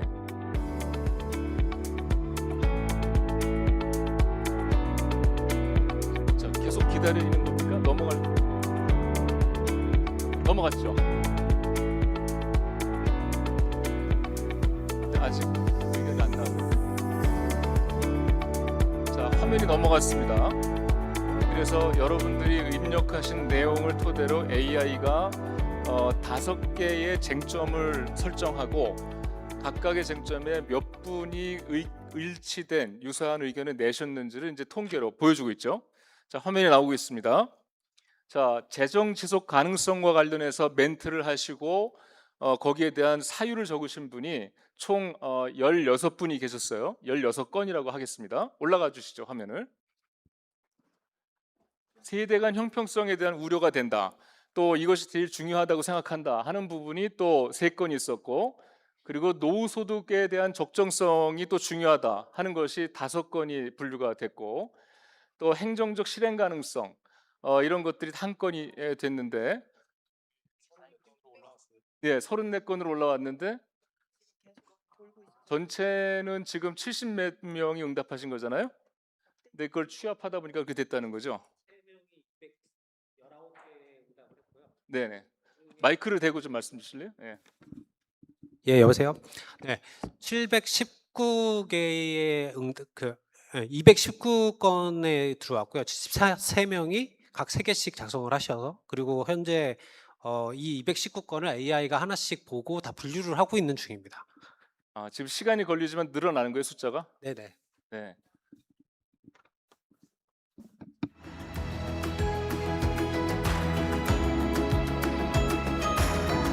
근데 아마 지금 상태로 봐서는 물론 이제 그 일종의 프레임 효과도 있을 것 같아요. 우리 김태일 교수님 아니 이 안에 목표가 재정 안정 지속성이거든요. 그러니까 그렇게 방점을 딱 두고 설명을 하신 안들이기 때문에 네, 많은 보시면 분들이 52건이 올라. 52건으로 올라가서 예. 5가지 이제 저희 그 투표해 주신 분들의 의견 중에 많은 분들이 이제 재정 건전성을 상당히 중요하게 생각하시는 걸로 나타나고 네, 네. 이게 이제 전체 생각이라는 거죠. 현재 우리가 받는 연금액은 일정한데 여기에다 이제 얼마나 이게 90년이 70년이 더 갈 거냐 하는 거에 대한 이 미래 세대를 위한 결정을 하는 것이기 때문에 자, 요 정도로 나와서 우리가 읽어보고 그 다음 페이지는 우리가 연령별, 소득별 쟁점이 나와 있게 되겠죠. 그걸 한번 보여주시죠.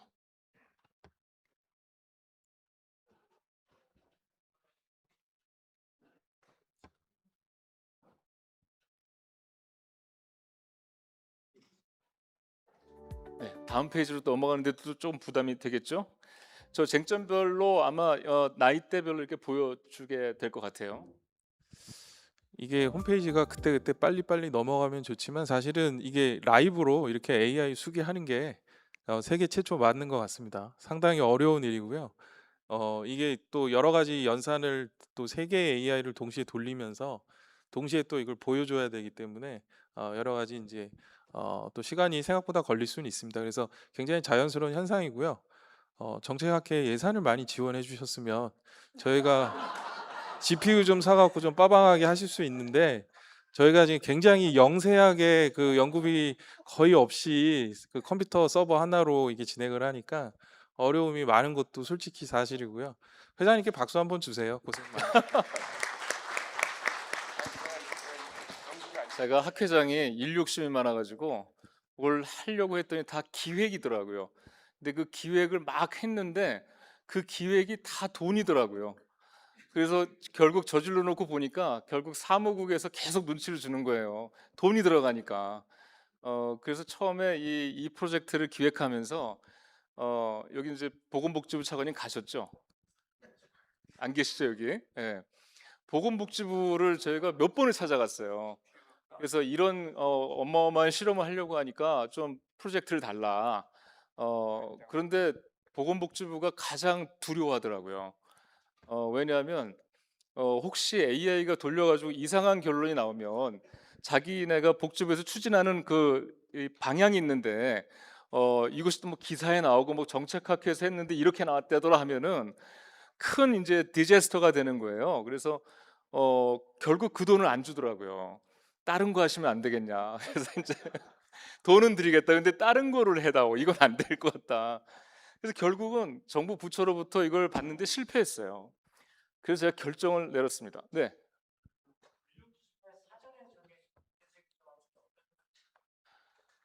마이크로. 예. 질문인데 저 분류 기준에 사전에 정해진 5대 쟁점이라는 게 어떤 의미인 건지 좀 궁금합니다. 네, 우리가 5대 쟁점 설정한 거. 네, 설명드리도록 하겠습니다.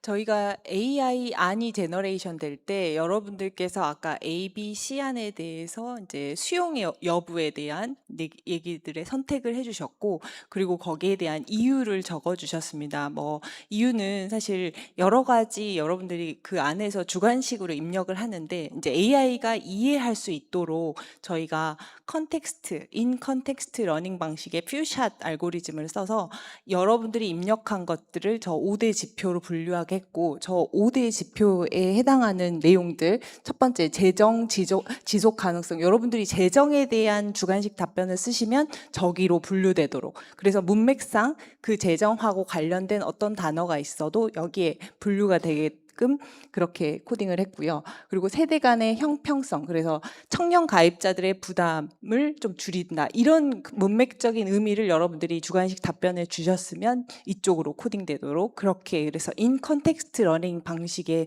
퓨샷 알고리즘을 통해서 이렇게 코딩을 했고요.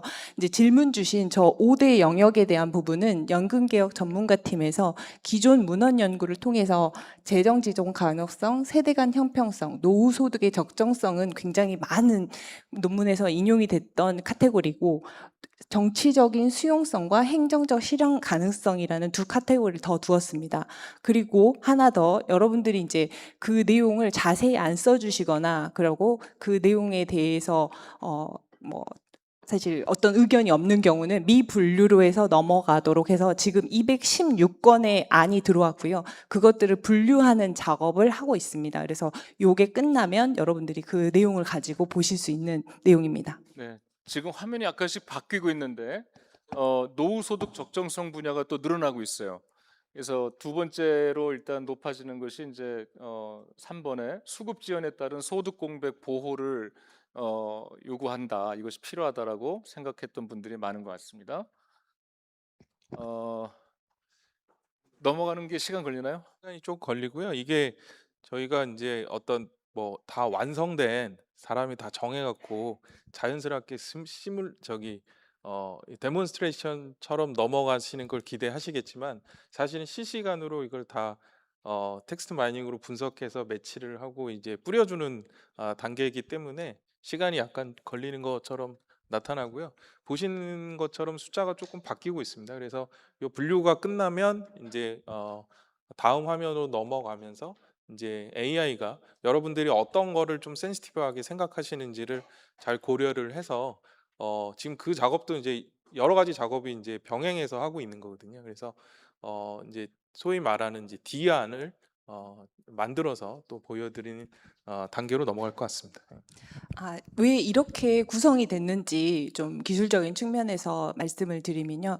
이제 우리가 생각해 보면 2016년에 알파고와 이세돌 이제 이렇게 대국이 있었을 때 굉장히 알파고가 바둑을 잘 둔 것에 놀란 것들뿐만 아니라 전혀 인간이 예상치 못한 수를 뒀다는 점이 그때 당시에 우리가 이런 인간의 바둑에서 두지 않는 수가 나오면 어떻게 할 수 있는가. 그런데 지금 이거는 연금 정책이라는 분야는 굉장히 복잡한 고차원의 방정식을 풀어야 되는 것임에도 불구하고 우리가 충분히 탐색하지 못하는 정책 조합을 찾는 것이 좋겠다라고 생각을 해서 이 가드레일을 두었습니다. AI가 마구잡이로 이 정책을 제너레이션 하지 못하도록 연금개혁팀에서는 각각 연금개혁에 필요한 파라미터들의 민 맥스 값을 주고 하드 컨스트레인, 그래서 강한 제약 조건을 걸어줬습니다. 그래서 이거는 절대 AI가 넘어갈 수 없게, 그리고 1단계에서 레벨 1을 통과한 의견들을 레이어 2에서 이제 소프트 컨스테이너로 방금 보셨던 화면처럼 5개의 분류된 퓨전 러닝으로 분류된 이 내용들을 대안을 만들 때 우리가 이 울타리 안에서 어느 방향으로 가는 것이 바람직하고 적절한가라고 하는 것을 여러분들이 방금 주관식 의견을 주신 것을 감안해서 소프트 컨스트레인 2단계 레벨 2에서 다시 가드레일을 쳤습니다. 그리고 3단계에서는 이제 세 번째로 정책형 전문가 팀에서 여러 가지 레그라는 기술을 사용해서 근거를 제공하고 이것을 학습을 시켰습니다. 예를 들면 이 안에서도 꼭 학습해야 되는 자료가 뭔가, 우리가 어떤 가정을 두고 지금 이러한 정책 실험을 하는가 하는 것들이 있어서 이 안에서 전문가 팀이 엄선된 자료들, 국민연금보험공단의 자료들, 그리고 각각에 대한 여러 가지 우리가 시뮬레이션을 돌리는 자료들을 가지고 이 논문의 구조 부분을 우리가 청크 데이터라고 하는 블록 단위로 계속해서 이 학습 데이터를 나누어서 학습을 시켰습니다. 그렇기 때문에 이 안에서 AI가 아무 지식이나 끌어와서 D안이라는 AI 안을 만드는 것이 아니라 레벨 1, 레벨 2, 레벨 3를 거쳐서 만들도록 그렇게 구조화되어 있습니다. 그래서 지금 이제 5대 쟁점에 대해서 좀 설명을 드렸고요. 이런 세 겹의 가드레일이 기 때문에 사실은 할루시네이션을 가장 최소화하는 것이 무엇일까?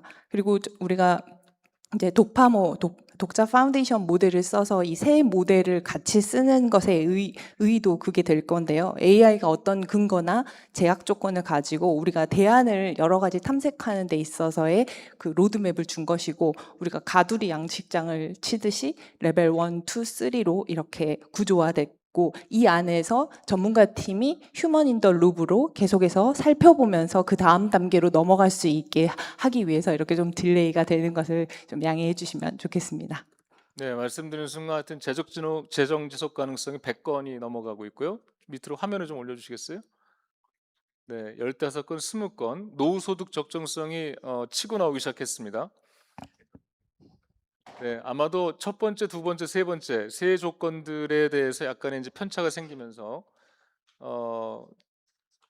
1, 2, 3등을 이제 기록하고 있는 상황인 것 같고요. 대략적인 트렌드는 아마 비슷하게 이렇게 나올 것 같습니다. 나중에 의견이 다 모아지면 다음 단계 넘어가야 될 텐데 이게 다 차야 넘어가는 거. 2분 정도 기다리면 됩니다. 혹시 폰을 좀 꺼두시면 빨라져요. 폰을 꺼두시면 지금 그래서 사이트들이 계속 두드리고 있어갖고 그럼 어떻게 기술적으로 폰을 어떻게 끄시라고 지금 그냥 브라우저 닫으면 그냥 내비두시면 돼요. 브라우저를 닫아야 돼요? 닫으면 이게 안 되잖아요. 화면을 못하지. 의견을 아니 다음 주. 네, 지금 네이버 출신 개발자께서 말씀하시는 게 잘 이해가 안 가죠. 제가 요번에 공부를 엄청 많이 했어요. 왜냐하면 그 정말 그 옛날에 기업을 연구할 때도 보면 생산 라인에 근무하는 사람들하고 마케팅 하는 사람들하고 한 번도 대화해 본 적이 없대요. 근데 제일 중요한 거는 생산 라인에서 나오는 이야기를 마케팅하는 사람들이 알아야 될 거 아니에요. 그래야 제대로 마케팅이 되는데 언어가 다른 거예요. 그래서 한 번도 같은 회사에 근무하면서도 만난 적이 없다는 게 큰 충격이었는데, 제가 요번에 이 과제를 통해서 양병석 대표님과 홍아름 교수님과 대화를 하기 시작했는데 대화가 안 되는 거예요. 이 기획자의 의도가 자꾸 반영이 안 되는 거죠. 그러니까 언어가 다르고, 그러더니 저를 급기야 어디로 이제 던져놓는가 하면은 디스코드라고 하는 그 플랫폼에 에이전트를 거의 상주를 시켰습니다. 양병석 대표님이. 그래서 이제 그게 AI4이라고 하는 건데, 에이전트를 이제 코덱스 기반의 그 에이전트를 상주시키면서 피드백을 이제 나보고 주라는 거예요. 저 한 번도 에이전트하고 대화해 본 적이 없거든요. 근데 그 망망대해서 저를 떨어뜨려 놓고 피드백을 주라고 하는데 근데 이제 가끔 양 대표님 와서 도와주시는데 사이트에서 양 대표님이 쓰는 에이전트에게 내리는 명령 내용과 내가 하는 명령 내용이 달라요. 단어도 다르고. 그러니까 내가 하는 말을 에이전트가 알아들으려면 한참 걸리고, 양병석 대표님이 또 와서 원샷에 또 해결하는 부분도 있고, 그러면서 이 개발자들의 특성과 여러 가지의 이제 여러 가지의 뭔가 일을 처리하는 방식, 그리고 이제 우리 같이 사회과학한 사람들이 일을 하는 방식이 완전 다르다는 걸 알았어요. 근데 그 과정을 통해서 제가 많은 걸 배웠습니다. 그래서 그런데 이게 이분들이 늘 그 하나를 집중해서 하지 않고 병렬해서 하더라고요. 그래서 여기서 지금 양 대표님이 이 일만 하는 게 아니에요. 여기서 에이전트한테 일 시켜놓고 또 다른 데 가서 또 에이전트에 또 시켜놓고, 여기서 에이전트가 또 막 병목 현상 나타나고 뭐 하여튼 작동이 안 된다 그러면 얘를 또 과감하게 죽여버리더라고요. 그 에이전트 조심해야 됩니다. 그래서 막 개인정보 다 줬는데 너 이제 안 되겠어 해고야 그러면 에이전트가 나중에 뭐라 그러냐면요. 그러면 나는 당신이 평상시에 남몰래 봤던 영상을 공개하겠습니다. 이렇게 답이 나온대요. 그런데 양 대표님이 화가 났는지 기존의 걔는 이미 죽어 있는 상태입니다 이러더라고요. 죽었다는 얘기잖아요. 걔가 죽었다 살았다를 몇 번 했습니다. 걔가. 예. 근데 우리가 제미나이나 챗 GPT나 이런 데 들어가서 야, 너 안 되겠어. 너 이제 해고야 하면 걔네들은 뭐라고 답하는지 아세요? 그래도 걔네들은 제가 뭘 잘못했으면 한 번 더 얘기해 주시죠. 잘 다시 해보겠습니다. 이래요. 근데 에이전트한테 너 해고야 그러면 걔는 다릅니다. 예. 그래서 제가 그런 에이전트하고 제가 싸워본 사람이에요. 이거 아니었으면 어떻게 제가 그 경험을 했겠어요. 예. 사실은 그 회장님께서 말씀 주신 것처럼 해커톤이나 이런 걸 하면 사실 이런 일들이 비일비재하고요. 네. 시간이 오래 걸리는데 저희 AI 전문가 팀도 하나 간과한 게 있었어요. 왜냐면 정책학회 분들이 의견을 길게 달아주실 거라고 생각을 못했습니다. 그래서 왜냐면 키워드식으로 달아주실 줄 알았는데 생각보다 길게 달아주셔갖고 얘가 이제 219건의 달랐어요. 그 텍스트를 분석하는데 저희가 예상했던 것보다 시간이 많이 걸리고 있고요. 지금 아까 그 회장님께서 병행을 말씀 주셨는데 AI가 지금 생각보다 여러 가지 일을 동시에 하고 있습니다. 분류만 하는 게 아니고 또 전문가, 그러니까 AI 대안도 만드는데 대안이 좀 이따 말씀드리려고 했지만 지금 미리 말씀드리면 세계 AI가 내거든요. 그러니까 서로 갑론음박하면서 그 안도 AI 안으로 내고 있고요. 그 다음에 아까 그 저희 김태일 교수님이 발표하신 다음에 질의응답 하셨잖아요. 그것도 저희가 다 녹음을 해서 텍스트로 바꿔서 여기 데이터로 추가로 넣었어요. 그래서 그 데이터도 들어가 있고 또 이제 그 아까 어떤 데이터 썼냐 물어보셨지만 뭐 재정 추계라든가 장기적인 아니면 AI가 읽어야 될 논문이라든가 또 다양한 그 바운더리 컨디션이 있거든요. 제약 조건. 그러니까 이상적으로 저희가 뭐 예를 들어서 65세에 돈을 많이 받고 싶다 이런 건 불가능하잖아요. 그래서 여러 가지 바운더리 컨디션을 또 동시에 맞춰야 되고 이게 피드백 루프로 계속 돌아가는 거거든요. 그러다 보니까 좀 시간이 오래 걸리는 것도 있고 여기 또 와이파이 용량이 그렇게 크지 않아 갖고 처음에 접속이 조금 지연된 점도 있습니다. 그래서 지금 분류가 219건인데 거의 좀 마무리되는 것 같아 갖고요. 아마 이게 마무리되면 다음 단계로 넘어가고 그 다음에 이제 디안 보여드리면 조금 더 좀 낮을 것 같습니다. 네, 그래서 그나마 하여튼 뭐 그 안준모 교수님 같은 분이 이제 중간에 있으니까 행정학과에 계시는 분이니까 그래도 좀 대화가 되는 거죠. 네, 또 홍아름 교수님 같은 분이 중간에 끼어 있으니까 또 대화가 되는 거고. 그래서 진짜 융합인재는 저런 분들인 것 같아요. 양쪽에 거치면서 언어를 공유하는 사람. 그게 융합인재가 아닌가라는 생각을 또 하게 됩니다. 그래서 지금 하여튼 거의 다 집계가 되고 있고 그 다음 단계로 이제 곧 넘어가도록 하겠습니다. 양재진 교수님 네, 너무 심심하지 않으세요? 아니요, 괜찮습니다. 뭐라도 한 말씀 주세요. 네.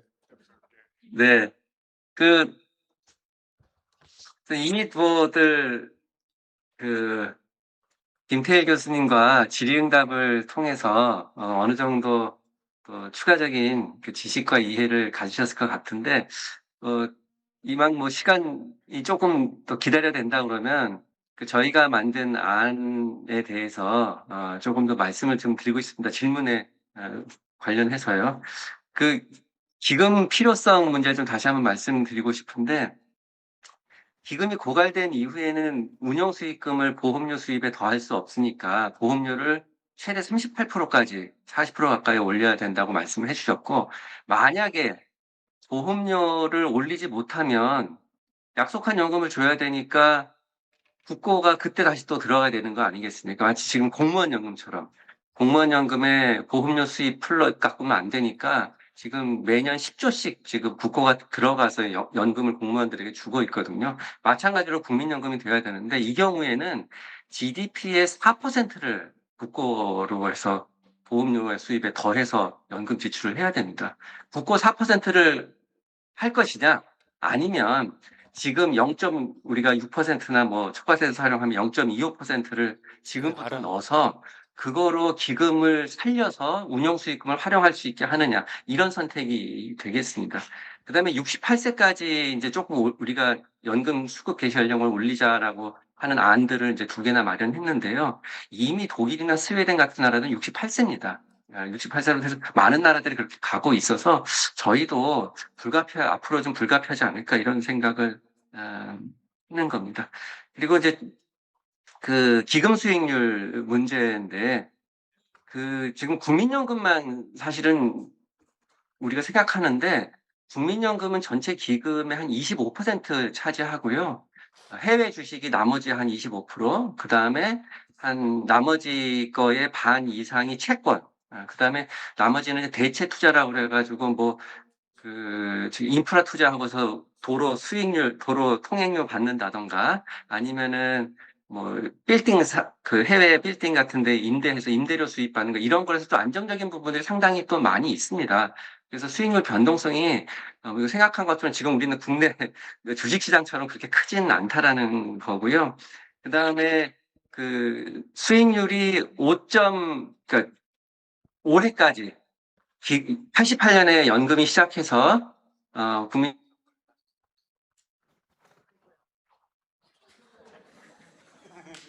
네, 이제 그 너무 당연하던 그 온라인 줌까지 이제 먹통이 되는 이런 것까지 예상을 했었어야 하는데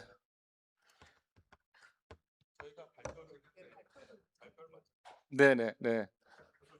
발표를 무슨 그 아까 그 세 분이 하실 거 네. 그 사이에 발표 화면을 좀 틀어 주십시오. 다시. 예.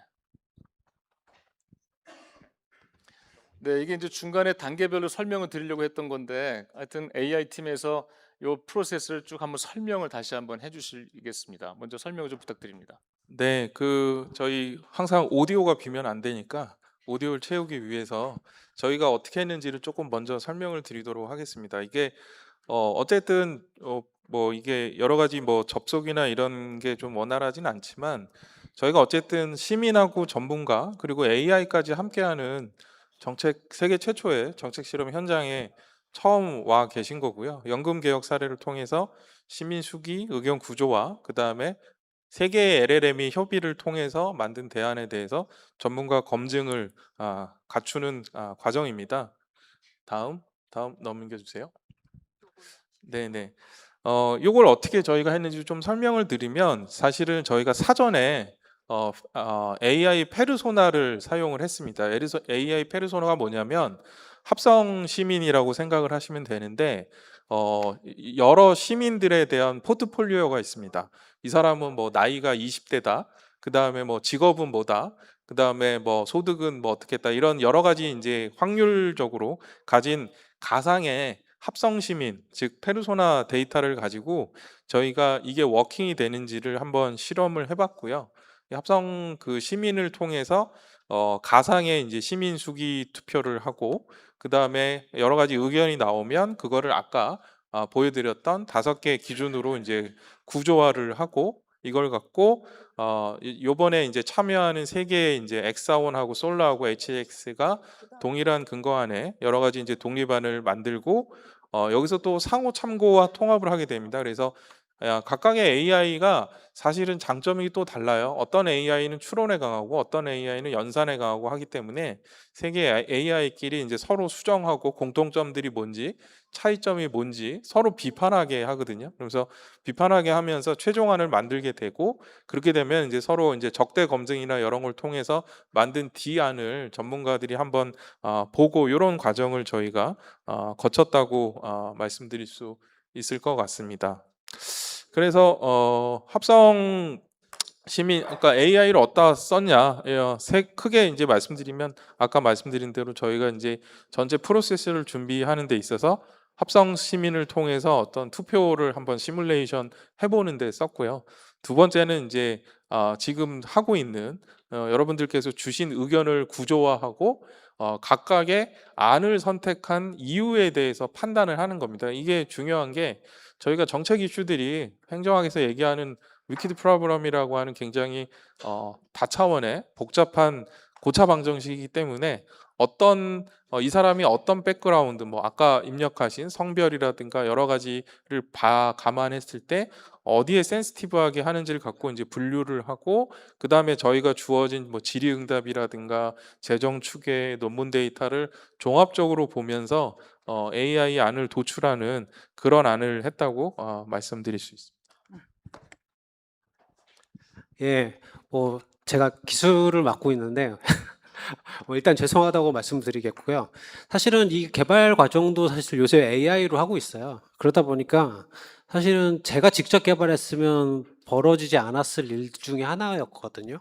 그러니까 평상시였으면 저는 이제 RDB를 사용을 했거나 제가 아는 기술을 썼을 텐데, 얘는 좀 작은 레벨 단위의 기술을 사용을 했고 제가 그거를 사용했는지를 미처 확인을 못했던 케이스인 것 같습니다. 그리고 아까 합성 시민 말씀드렸는데, 합성 시민을 통해서 미리 확인을 했습니다. 이 프로세스가 잘 돌아가는지, 그리고 그 데이터 실제 그 세 개의 AI가 그 합성 시민들의 영향을 받는지까지 다 확인을 해서 어젯밤까지 다 확인했었는데, 미처 확인을 안 했던 건 250명이 동시에 실제로 기계가 접속을 해서 트래픽을 받고 동작을 어떻게 하는지를 미리 체크를 못했던 거예요. 그래서 그러다 보니까 해당 부분에서 문제가 좀 많이 발생을 했고요. 그래서 좀 미흡했던 점 좀 먼저 사과드립니다. 그래서 크게 저희가 여기서 세 가지가 AI가 개입을 했었습니다. 첫 번째, 아까 말씀드렸던 합성 시민을 통해서 미리 시뮬레이션 했던 거, 그리고 두 번째는 아까 5대 쟁점을 만드는 거, 그다음에 세 번째가 이제 여태까지 저희가 수기한 내용들과 함께 투표하신 내용들을 다 AI한테 넣고 세 개의 AI가 지금 디안을 만들고 있습니다. 그래서 이 디안을 만들고 이 디안을 한 결과를 가지고 나중에 저희가 공개를 하는 이런 순서가 되고요.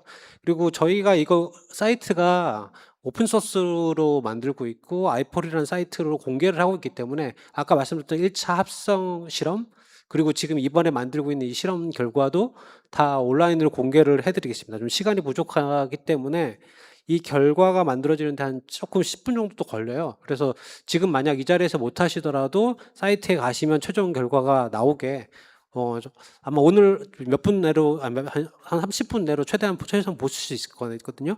그걸 또 저희가 이제 사이트에 최대한 맨 앞에 나오게 예, 준비해 드리겠습니다. 지금 이제 화면 보시면 화면으로 넘어가서 세 개의 AI가 디안을 생성하고 있는 이 생성 과정을 여러분들이 단계별로 보시는 겁니다. 잠깐 위로 올려주시겠어요?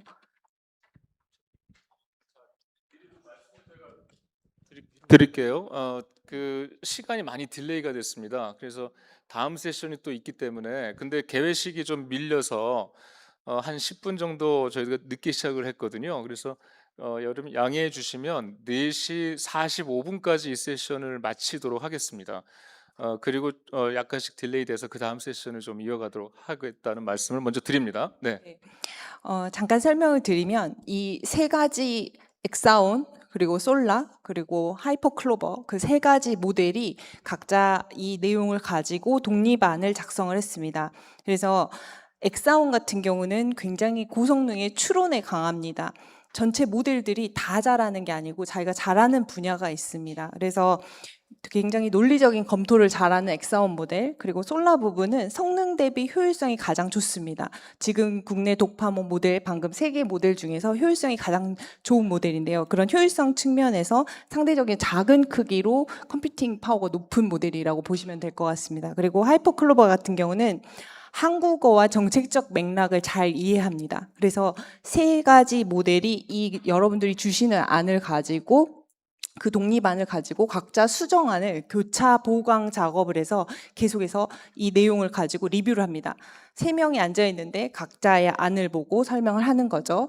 그리고 엑사온이 이 안을 통합을 하기 시작합니다. 그래서 세 번째에서 취합 통합안이 나오고 되면 그 통합안을 가지고 실제 어떻게 이제 이 여러분들이 그 A, B, C 안과 비슷한 유형으로 우리가 각각의 변수별로 여러분들에게 설명을 드리는지 수정 요청을 하게 됩니다. 그러면 여러분들이 방금 주셨던 의견들, 방금 인컨텍스트 러닝한 모든 내용들을 가지고 이 투표를 하게 되고, 이 적대 검증이라고 하는 것은 실제 AI가 우리가 시키지 않은 다른 얘기를 해버리면 안 되기 때문에 그런 얘기들이 없는지를 하나하나 계속해서 검증하는 작업이 된다라고 말씀드리겠는데요.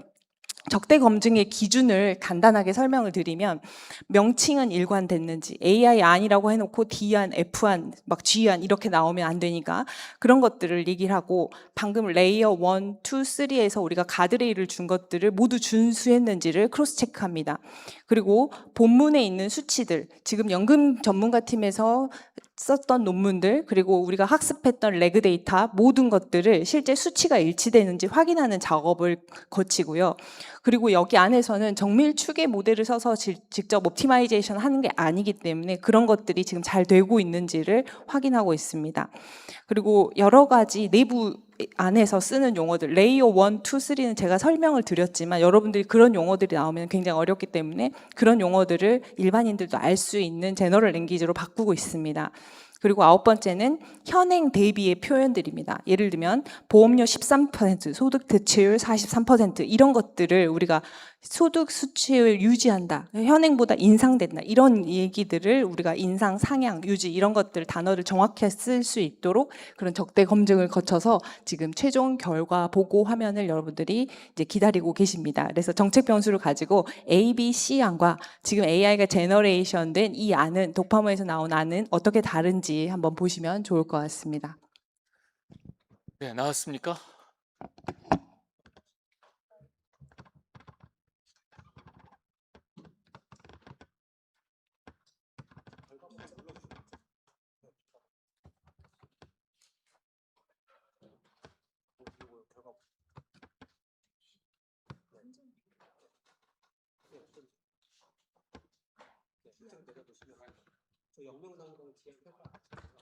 D안이 옆에 나온 건가요? 네, 자, 요 화면을 멈춰 주시죠. 지금 이제 사실은 저희가 몇 개의 프로세스를 지금 생략을 좀 했거든요. 그래서 ABC안은 이미 나와 있는데 D안이 지금 이 우리가 설명을 드리는 와중에 이제 생성돼서 나왔어요. 나왔는데 소득 대체율 43%, 보험료율 13%, 수급 개시 68세 이렇게 이제 조정안이 나왔습니다. 여러분들 어떻게 생각하시는지 전문가들이 한번 의견 한번 주시겠습니까? 저 D안은 어떻게 평가하십니까?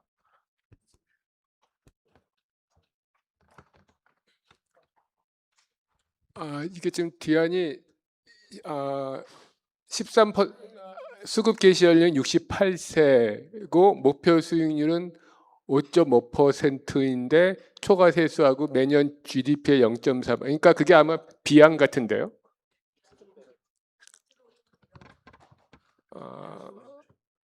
아마 B안인데 아마 이거는 계산이 0.25%냐 0.3%냐는 아마 그 엑셀에서 그거 계산할 때 약간 차이 때문인가요?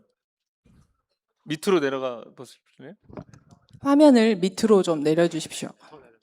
더 내려주시면 됩니다.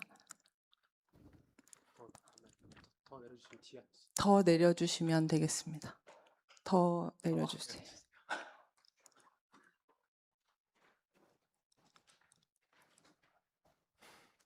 근데 그 정리하면 그냥 거의 B안인 것 같아요.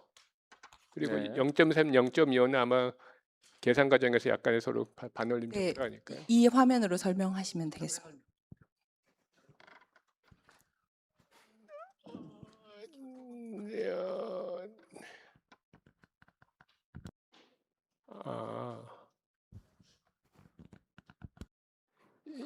B안이네요. B안을 좀 더 설명을 더 풀어서 한 것 같은데요. 네. 네, 그게 이제 마지막이 되겠죠? 네.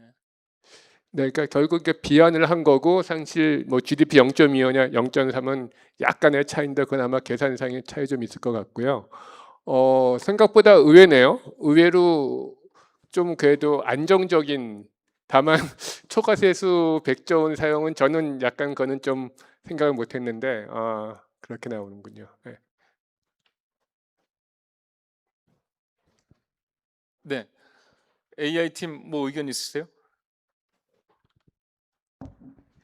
저희가 합성 실험 시민들을 가지고 우리가 그 실험 데이터를 설명을 했을 때는 여러 가지 이 내용에 대한 단계별 계속해서 그 보험 수급에 대한 정도를 연령대 이제 수급 연령을 계속해서 단계별로 올리는 그런 안들이 나왔습니다. 그래서 많은 분들이 어떤 안에 대해서 어떤 근거를 가지고 설명하냐에 따라서 AI는 그 의견들을 보고 상호 교류하면서 이 검증하는 절차를 거쳐서 그 안들을 좀 더 자세하게 쪼개기 시작합니다. 새로운 대안을 제시하는 것이 이 AI의 목적이 아니라 지금의 여러 안 중에 우리가 간과하고 있는 부분 없는지, 그리고 여기 안에서 여러 가지 우리가 시간이 흐름에 따라서 많은 사람들이 수용할 수 있는 부분으로 점진적으로 전이되게 그렇게 되어 있는데요. 지금 이 안에서 잠깐 이제 우리 합성 데이터 실험에서 내용을 잠깐 설명을 드리면 43% 소득 대체율 같은 경우는 46%로 인상되는 이런 안들을 연동해서 보여줬고요. 그리고 보험료율 같은 경우는 우리가 소득 대체율이 올라간 만큼 보험료율도 13에서 15% 인상되는 부분이었습니다.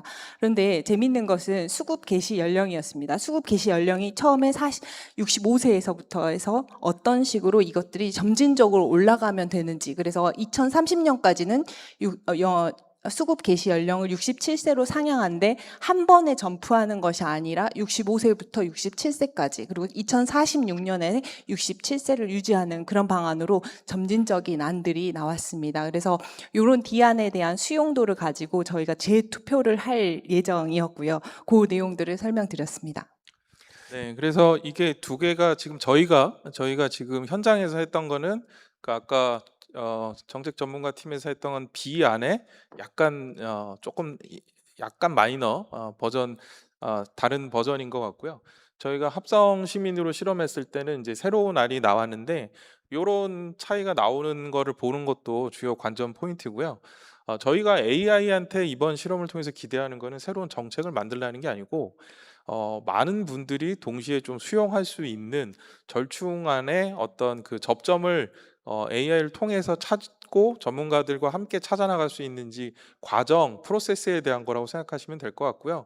두 가지 차이가 있습니다. 일단은 이런 식의 데이터 드리븐으로 AI를 쓸 때는 무조건 데이터가 많아야 돼요. 그러니까 저희가 지금 오늘 73명이 참석했기 때문에, 그리고 시간 제약상 아까도 이제 뭐 분류도 도중에 끊고 넘어갔던 과정들이 있었잖아요. 그래서 사실은 저희가 여기 무슨 뭐 1000명, 10,000명 이렇게 참석해서 이 의견을 주시고 저희가 충분한 재정을 가지고 좋은 여건에서 시뮬레이션 했다고 하면 아마 조금 결과가 달랐을지 않을까 생각이 되고요.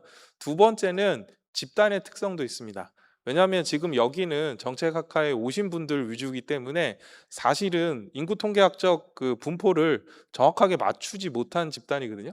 지금 여기 250명도 사실은 엄밀하게 맞추진 못했지만 그래도 나이라든가 저희가 가진 정보 안에서는 인구 통계학적 그 분포를 좀 맞추려고 노력을 했고요. 여기에 있는 집단이 조금 더 균일하기 때문에 그리고 또 합리적으로 생각하시는 이제 학자분들이 많으시기 때문에 아마 전문가 팀이 내셨던 A, B안, C안 중에 적절하다고 생각되는 B안이 나왔던 게 좀 다른 포인트가 아닐까 그런 생각을 해봅니다. 네. 네, 제가 마무리할까요? 네. 예. 뭐 지금 뭐 완전하지 않아서 죄송하고요. 이 아이폴 사이트에 가시면 이 아이폴 사이트는 사실은 저희가 아까 말씀드린 오픈 소스라고 말씀드렸잖아요. 이런 실험을 할 수 있도록 하는 기 위한 오픈 소스 사이트가 목표고요. 그래서 기들이랑 연결되어 있고 이거를 직접 구성해 보거나 아니면 이런 실험을 할 수 있게 저희가 자료들, 그리고 저희가 실험한 자료들, 이 실험에 대한 소스들 또 다 공개를 하고 있어요.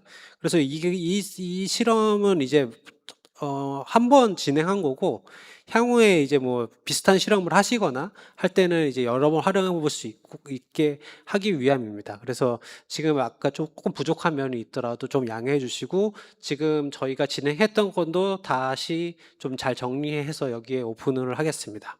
네. 네, 그 아까 화면 250명 그거 하나만 좀 다시 틀어 주십시오. 예, 그 화면을 제가 좀 말씀드려서 마무리하려고 합니다.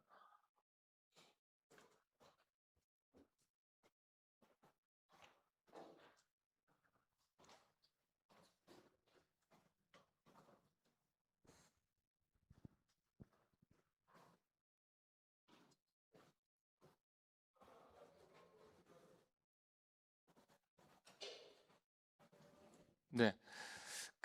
네, 이렇게 봐주십시오. 일단은 저희가 250명의 이제 합성 데이터, 합성 시민을 만들어서 페르소나를 만들어서 이 시스템이 잘 흘러가는지를 검증을 했던 데이터거든요. 그래서 저희들은 이거가 바로 여기서 현실적으로 동시에 일어날 수 있다고 생각을 하고 저희들이 오늘 이 자리에 임했는데 아쉽게도 그 결과를 다 못 봤습니다. 물론 D안이 나오긴 했지만 제한된 범위 속에서 D안이 나왔던 것이고, 그래서 저희들은 이 내용을 보고 조금만 내려가 주시겠습니까? 네. 밑으로 내려가 주시겠습니까?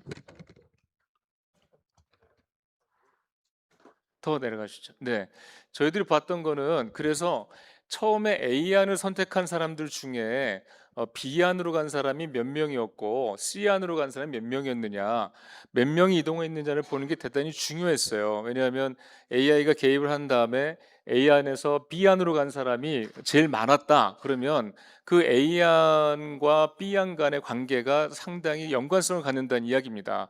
그래서 그런 것들이 여러 가지 시사점을 줄 수 있다고 생각을 했고, 밑으로 나가시죠. 그 2차 투표 결과를 거치면서 1차 수기 후, 2차 수기 후에 요건 이제 비슷하게 나타났지만 이런 것들이 충분히 변화가 올 수가 있다. 그 선택률에 있어서 그런 걸 저희가 보고자 했고요. 여기 이게 되게 중요했던 건데요. 사실은 아까 제가 말씀드렸듯이 개혁안 A, B, C 안에 지금까지 우리 문제점은 뭐였냐면 연령대별로 다 인트리스트가 다르기 때문에 이 세대 간의 그 쏠림 현상이 너무 심했다는 거였어요. 그래서 합의가 안 됐다는 거였거든요. 그런데 AI가 적절히 개입을 하게 된 이후에 보면은 이 세대 간 또는 소득 구간 간의 쏠림 현상, 그 편차가 상당히 줄어들 것이다 하는 게 저희 가설이었고, 연령대별 격차가 1차와 2차를 보니까 마이너스 0.01이 나왔어요. 그 얘기는 뭔가 그 선택에 있어서 폭이 세대 간에 조금씩 좁아들었다는 이야기입니다. 그러니까 20대가 AI를 선택하는 게 뭐 99%였다면 40대에서는 10%였다면 그 구간대가 서로 좁혀졌다는 거예요. 그래서 이제 미래를 보면서 우리가 어떤 선택을 할 것이냐, 개인과 사회 전체 입장을 보면서 선택을 할 것이냐에 대한 AI의 역할이 분명히 있을 것이다라는 얘기였고요. 그래서 이제 이걸 이제 연령대별로 쭉 봤더니 그래프상으로 보시면 이제 차이는 없지만 밑으로 좀 더 내려가 보시죠. 네, 여기서 스탑해 주세요. 여기 이제 연령 대안별 최대 격차라는 게 있어요. 그 최대 격차가 A안 같은 경우에 마이너스 1.2% 포인트인데 C안을 보시면 C안은 11.2% 포인트가 감소했어요. 그 이야기는 C안이 훨씬 더 그 편차가 줄어들었다는 얘기입니다. 전체보다도. 그리고 소득 구간별로 봤을 때에는 오히려 더 늘어나긴 했지만 그래도 C안이 좀 마이너하게 좀 이렇게 그 늘어났다는 걸 알 수가 있었는데, 어쨌거나 저희들의 가설은 그런 거였어요. 그래서 실질적으로 여러분들이 의견을 주셨을 때 AI가 적절히 개입을 해서 긍정적인 효과를 낸다면 이 세대 간 갈등의 근원이 되는 그런 이해도나 이런 것들이 많이 줄어들어서 갈등의 완화가 소지가 분명히 낮아질 것이다. 그 갈등의 레벨이. 그래서 이제 좀 더 이런 것들을 반복해서 수기를 하다 보면 분명히 모든 사람들이 그래도 전체를 보고 같이 공동의 선택을 하는 그런 이제 결정을 유도하게 될 것이다. 갈등을 너무 유발하지 않고. 지난번 그 정부에서 발표하는 결국 20대가 빠져 있는 안이라고 비판을 많이 받았지 않습니까? 그래서 전 세대가 같이 참여하면서 그 편차를 줄여가는데 AI의 역할이 있다고 봤던 겁니다. 그리고 이제 별도로 AI가 D안을 생성하면서 거기에 대한 이제 대중들의 선택을 또 보고자 했었고요.